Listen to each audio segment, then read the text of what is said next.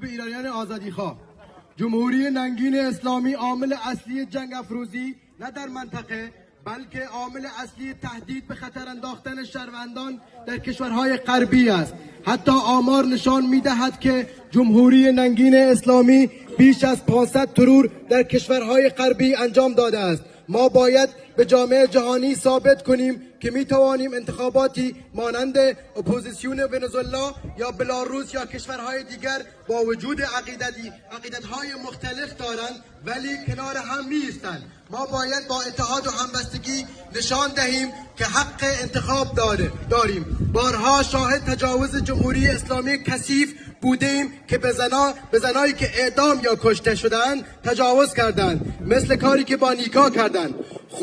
خون هزاران پدر و مادر و برادر و خواهر رو ریختن و کشتن و اعدام کردن. الان با چه روی از مردم درخواست میکنن که به پای صندوقهای رای بروند؟ مردم عزیز ایران، فکر نکنین که رای ندهید هیچ تأثیری ندارد. اگر رای بدهید یعنی این حکومت کثیف خونخوار را میخواهید، چون آنها میخواهند به افکار عمومی جهانی بگویند نکنه فکر بکنید که باید از مخالفان حمایت بکنید. نگاه کنید چه تعداد مردم با ما هستند، نکنه علیه ما موضع گیری کنید. کشورهای غربی، کشورهای جهان نگاه کنید چه تعداد مردم